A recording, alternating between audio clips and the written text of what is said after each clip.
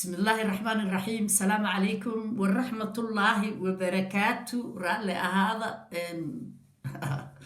ماركتي كل حرنا السلام عليكم. سودا وهذا ولا لها مع الصوماليات وين سودا وين هي كل جيمبا محاجر محاقصب عبت الدنيا ذو هو يناد وحي كنا عضي مقالة جروه شالي واكهد لي وان شيء كان بيني قال لي يا هاي هيريتيج كا maraykan ayaa laga soo abaabulay waxaana looga soo abaabulay dad Soomaalida nacab ayaa soo abaabulay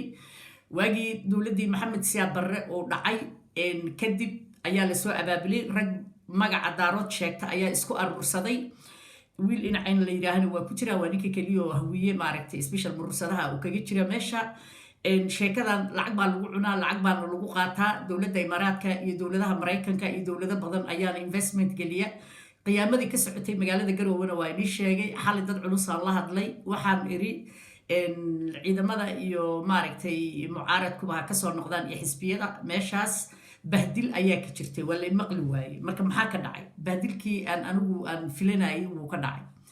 ninka la leeyahay Axmed Madoobe si fiican khudbad u jeediyay iyo ninka kaftan ayaa waxa kaftamay ninka la leeyahay ii sheeg magaciisa ninka la leeyahay Saciidane iyo anigu Saciidane inuu sharaxaad ku jiray madaxweyne waan inii sheegay maalintii uu koonfur galbeed aaday ayuu wuxuu yiri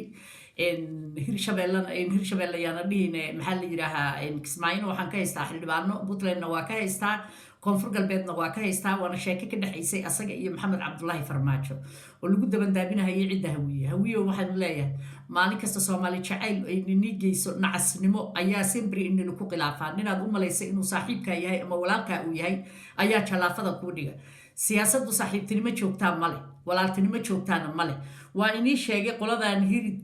maxaa la yiraahdaa heritage-na in lacag lagu cunahayay oo wax la soo abaabulay ay tahay oo dad magaca hawiye nacaybka uu ku jiro ay ka wada buuxaan marka horaan inuu ku sheegay salaam calaykum life ku jira marka waxaan leeyahay horaan inuu ku sheegay anigu marka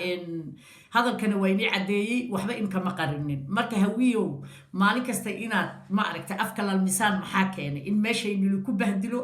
in meesha adinkoo fadhiya oo shir beenaad inila qabtay oo heritage la leeyahay oo daraado dhan ka soo sheekeynay oo aan ogeyn oo niman siyaasiyiina oo qolada daha gadaasheeda ka shaqeyso siyaasiyiinta hawiya ay wax ka ogaayeen ayaa dhagaha ka tirsateen ayaa dhagaha ka qabsateen ceebti ugu weyneed iyo bahdilkii in ku weynaana waa in ku dhacay maaragtay Garowe waana wax loogu talagalay oo Farmaajo iyo ninka la leeyahay Saciidane ay ka soo shaqeeyeen iyo ninka la leeyahay maaragtay Axmed Madoobe marka adinka ayay inii taala dhibaato ma qabaan goboladooda ayaga waa u fiican yihiin dadka la wareerinayo dadka la rabo siyaasadooda in la baabi'iyo dadka la rabo siyaasadooda in lagu tunto waa ayaga haddii ay saas tahay Soomaalinimada calanka aan kala qaadano nin kasta calanka Soomaaliyeed meel ha ka surto dhulkiisa iyo gobolkiisa madaxweynaha uu noqdo aha maamulo aan madaxweyne every 5 years aan isku soo sharaxno haddaan hawiyanahay aan ciidahan ma aragtay walaalaheen oo nala dhasho daarood oo magaca Soomaaliyeed nala wadaagana ay iska noqdaan sida Djibouti waa taladii ay wateen waxaynu ku jirtaa programka ma aragtay heritage-ka in Muqdisho laga rari doono magaalo madaxda oo la geyn doono Garowe markay waxa la rabaa dad aan hawiye waligood looga faa'iideynin inay ayagu ka faa'iideystaan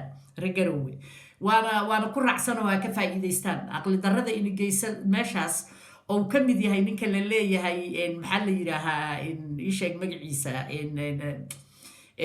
Mahdi Guuleed oo ra'iisul wasaare ku xigeen la sheego Ethiopia ka soo jeeda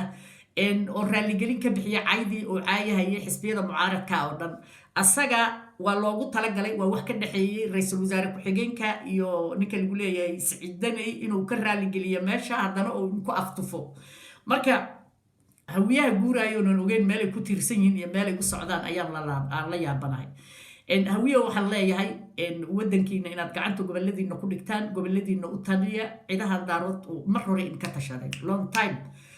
waxyaalahan heritage-ka waxa ka soo shaqeeyay Cabdiweli Gaasa ka soo shaqeeyo ku lahaa farwala ku lahaa rag badan oo magaca daarood leh anoona qofna caayaynin ilaahayna qabiil naga dhigay magaca Soomaaliyeedna aan wadaagno ayaa waxaan inii sheegayaa dadka loogu talagalay meesha in lagu bahdilo inaad adinka tihiin dadku mar hore in ka tashadeen waa dad hoosta ka wada socda ninka la leeyahay Axmed Madoobe wuxuu u qabo Maxamed Cabdullaahi Farmaajo ma jirto waa tuu yiri waa is casilahayaa inkee waxa rabtaan samaynhayaa imuu garowey oo farmaajo uu ka diidan yahay waa sheeko la isku ogaa oo la soo dhisay waxaad ogtihiin oo kale war dheer idaacadda la yiraaho oo laga taageersan yahay maxamed cabdullaahi farmaajo waxa loogu talagalay in lagu bahdilo cidda hawiyaa lagu bahdilhayaa marka ninka hawiyoona idaacadaha lahayn oonan ma aragtay waxba aanan samaynaynin oo idaacaddii shabeello hawiyuu lahaana ay dabaqaad u noqotay maxamed cabdullaahi farmaajo waa ka xumay aad baan uga xumahay tv badan oo waxa jira lacag ka qaata bahdilka la rabo la isku kaashanayo hadday gibilca tahay ee hadday magaca daarood ismaaciil tahayna aniga laga dhaadhicin mahayo waa isla soconnaa oo ninka aan necebnahay waa maxamed cabdullaahi farmaajo wax ay neceb yihiin farmaajo male laakiin waxaa loo gamban yahay oo sida abaysadii beerka dhulka loogu hayaa waa cidda hawiye waxaa la rabaa in kursiga sanadkan laga bootiyo waana go-aan ay daarood hore ku gaareen inay 16 sano waddanka Soomaaliya ay maamulaan waad iga maqli weydeen bahdilka andhaha iyo saakay intaan dad siyaasiyiin oo Muqdisho jooga xalay la hadlaan irsaak waa markuu bariya diyaaradaha ka soo raacaan waa iska dhagtireen laakiin anigu mid baa inii sheegaya xisbiyada mucaaradka inaadan guul ka keenaynin garowaan ogahay oo ku fashilanteen oo internationalka oo dhan laga fiirsanayo sida bahdilka oo uu ku socdo in lagu jeestaynayo adinkaan abaysa afkeedu furan yahay adinkaa galay waxaad kala soo kulmaysaana male anigu waxaan bisdhahay meesha waa lagu sumayn doonaayo ama waa looga takhalusi doonaa wayna dhacaysaa waa shirqool lagu talagalay in mucaaradka xasan sheekh maxamuud iyo ninka la leeyahay sheekh shariif iyo ninka la leeyahay xasan cali qayre in halkaas lagu soo bahdilo realitygaana inii sheegaya dani inuu madaxweyne yahay oo intuu soo istaagay una dhin madaxweynaan ahay laakiin hadda ka hor mar uu yiri asoo xamar jooga kuwaase war hawiyaha nacaska oo doqonka waa inaan isku soo sharaxayo madaxweyne iskaga dhigaa xaabadayba noo aruurinahayaan farmaajo marka anaku been ka sheegno hawiya afkoo dhiganahaya farmaajo markaan wax ka sheegno tusno inaan mucaarad ka nahay hawiye waana xambaarsanahayaan oo waa noo alalaasahayaan oo ciidan bayna siinahayaan oo cuntay noo karinahayaan oo xaabaday noo soo aruurinahayaan laakiin waad iga diideen inaad iga yeeshaan laakiin anigu halkaas ayaan shiishada idinku hayaa ayaan in ka fiirsanaya waanan ogahay waxa soo socda anigu hawiyo ballan waxaa ah in afka dhulka lagu daro maca mucaaradku hadday isqaban waayaan oo xasan sheekh maxamuud iyo sheekh shariif iyo ninka la leeyahay qayro haadahaya ay isqaban waayaan afka dhulka inay la darhaya adinkoona waxba samaynin waxay tusahayaan nin daarood ismaaciil inuu ka soo baxo koonfur galbeed waa ogoshahay koonfur galbeed waxay tiri hawiye ma rabo ayadaa inacab waa la ii sheegay ayakaa dhulka igeliyey ayaka waa waxa laga dhaadhiciyey cidda koonfur galbeed inay hawiyuhu ay necab yihiin raxanweyntana waa tactika siyaasadeed oo loogu talagalay in lagu diro raxanweyn markii la rabo in la isqarxiyana in raxanweyn lagu soo adeegsado al-shabaabka oo la jira ciidaha waliba daaroodka oo al-shabaabka waxay baabi'iyaan kaliya ragga hawiye oo al-shabaabka ayaa la isticmaalaa balkii al-shabaab ankee hawiyaha ku jira waa doqomo waa nacasiyo tactika siyaasadeed oo loo degay ayaa maanta waxay ka sheegaysaa waddankan qadar la leeyahay oo ka talinaya inuu la heshiisiyo ulajeedo kale male al-shabaabka daarood wuxuu ka aqli badan yahay al-shabaabka naftiisa diido dadkiisa lagu baabi'inayo oo magaca hawiye sheegta ayaa lagu baabi'iyaa waxaa loo adeegsadaa al-shabaabka ku jira isaaq oo ragga isaaq oo al-shabaabka waxaa loo adeegsadaa cidda hawiyaa loo adeegsadaa lacag bay qaataan ayaguna marka kii hawiyana oo al-shabaabka ahaa haddii hawiyihii loo adeegsanayo kii isaaqna loo adeegsanayo hawiyaha ninka daarood kursigiisa geesgees ayuu ugu jiifaa ceebta in ka soo raaci doontana waxaan u malaynahayaa dhulkaad fiirin doontaa mucaaradka iyo xisbiyadaba ragga isku dayaaya inay soomaaliya madaxweyne ka noqdaan ceeb ugu xun ayaa in ka soo raacayso anigu waan ogahay waan inii sheegay ma aragtay heritage-ka waxaa loogu talagalay kambenigan lacag bay in ku qaadanayaan cidda dhigtay waxaan 2 meelood ayaa lacagu ka soo gelaysaa kambeniga imaaraadka iyo kambeniga maraykanka lacaga xooglaa looga qaadanaya magaciisana waxaa lagu aas-aasay bahdilka hawiye nimanka daarood waxay yidhaaheen hawiye waa cadow hawiye annaka waa ka lacag badannahay waa ka taajirsannahay dad siyaasad baan nahay boolisiga dadka uga horeeya taajiriintaan nahay hawiyahaana dhibay ayaa maraykanna loogu sheekeeyey oo waa muddo dheer oo kiisa oo kasoo sheekayn doono waxaana rabaa oo kaleeto inay nila wadaago badii Soomaaliya maxkamadda cadaaladda adduunka waxaa farmaajo waa kansalay wax kasta waa la tuuray kiiska dacwadda badda Soomaaliya oo Kenya gelisay muran badeed ku talagal ah ayaa waxa ay farmaajo kala dhaxeeyay 2019 in dib loo dhigay fadhigii iyo dhageysigii dacwadda badda Soomaaliya kadib codsi ka yimid xukuumadda Kenya xilligaas waxaa loo mudeeyay oo dib loogu dhigay dhageysiga dacwadda inuu qabsoomo 8 Juun 2020 go'aankaas waxa ay maxkamaddu ku sheegtay in loo qaatay baahida loo qabo muhiimadda in maxkamadda horteeda ay ku helaan labada dhinac matalaad buuxda waxa ay raacisay inaan mar kale la samayn doonin dib u dhigis dambe haddaba maadaama go'aankaas hore ee maxkamadda lagu sheegay in aan la aqbali doonin dib u dhigis dambe maxaa keenay in mar kale dib loo dhigo oo la muddeeyo dhegaysiga dacwaddan warbixintani waxa ay si kooban u soo bandhigaysaa sida uu ku bilowday codsiga dib u dhigistu 23 abriil 2020 Kenya waxa ay codsiga dib u dhigista u gudbisay fadhiga maxkamadda loo ballansanaa ilaa muddo aan cayinayn kaasoo laga wada hadli doono marka ay hay-adda caafimaadka adduunku ku dhawaaqdo dhammaadka khatarta cudurka coronaviruska Kenya waxa ay ku sababaysay codsigeeda dib u dhigista sii socoshada dhageysiga dacwadda badda Soomaaliya in dalkeeda uu saameeyay cudurka COVID-19 ayna jirto dhimasho uu sababay waxa kale oo ay codsigeeda indhala'aanta ah ku sheegtay in qareenadeedu ay ku kala xayiran yihiin wadamo kala duwan ayna adkaatay wada shaqayntoodu sabab la xiriirta socdaalka adduunka oo uu istaagay looga faa'iideystay Soomaaliya 1 May 2020 dowladda Soomaaliya waxa ay jawaab u qortay maxkamadda ICJ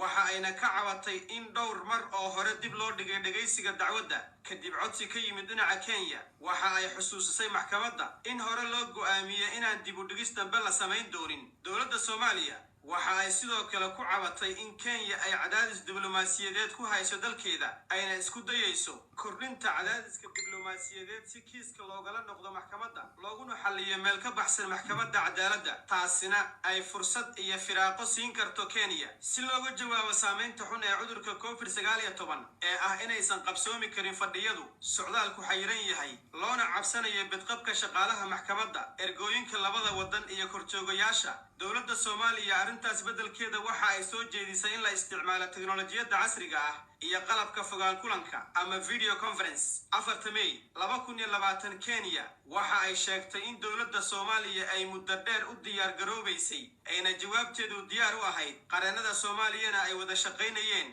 Kenya waxa ay ku adkaysatay in dacwadda maxkamadda ay tahay in lagu sameeyo qaabka xaadirka fadhiyada maxkamadda taas oo aan suurtageli karin haddii la adeegsado qaab ka baxsan sida ay ahaayeen dhaqanka iyo caadada maxkamaddu taas oo ay sheegtay inay qasab tahay in labada dhinac wada aqbalaan Kenya waxa ay go'aankeeda iyo rabitaankeeda waalan u daliishatay in dib u dhigis dacwadeed oo nuucan oo kale ah lana xiriirtay saameynta xun ee xaaladda coronavirus oo ay dowladda Guatemala oo ah wadan ku yaala bartamaha Ameerika u gudbisay maxkamadda ICJ taas oo ay ku dalbanaysay in dib loo dhigo dhageysiga dacwadda kale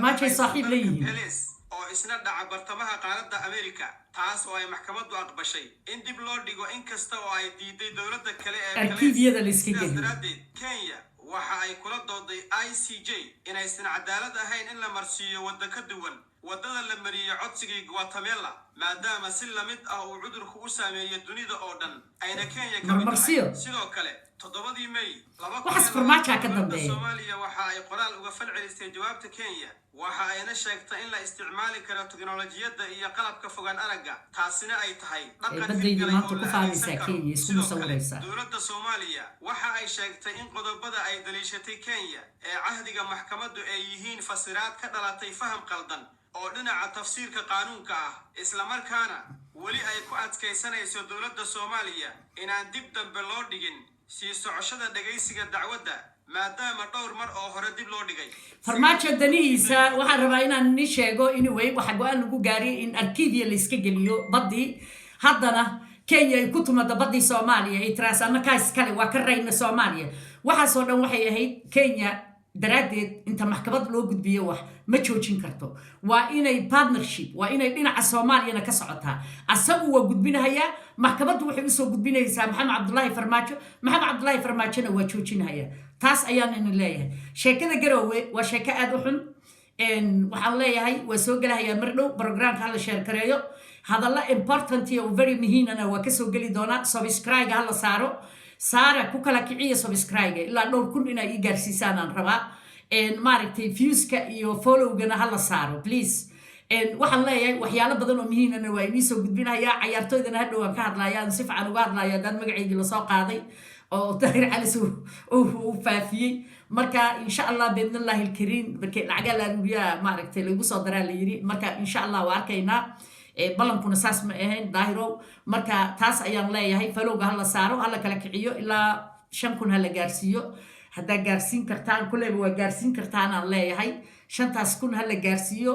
kun arkiibyada ku jirtana ha laga dhigo oo maaragteen taagan oo waitlist ku jirta marka aadan inuu ku mahad celinayaa thank you very much waana soo gelahayaa anoo xiisad aad u weyn inay wada maaragteen maantay oo hadalladu sida ay runta yihiin facebooka iyo youtube-kaba uga dhawaajin doono I love you waa ina jeclahay waana kaasaa cidda mareexaan u dacweysayna bal waxaa leeyahay wareedha waxa siyaasad baa isku kaaya keentay waana la caayay haddaan hawiyanahay si xun baad noo caydeen magac daarood ahaana waa nala ku caayay magac mareexaanna waa nala ku caayay haddii caydayda aad ka gubateenna bal raalli ahaada anigu waxa weeyaan inta annaka nala ku yiri qof naga raaligeliyey oo mareexaana weli ma arag laakiin haddii cayda farmaajo iyo magaca qabiil ahaan anigu mareexaan oo dhan wax kama sheegin ciddaan reer diiniyan ku dheganaay bal waa kaasa waan ini salaamahayaa thank you very much kulligiinba nabadeed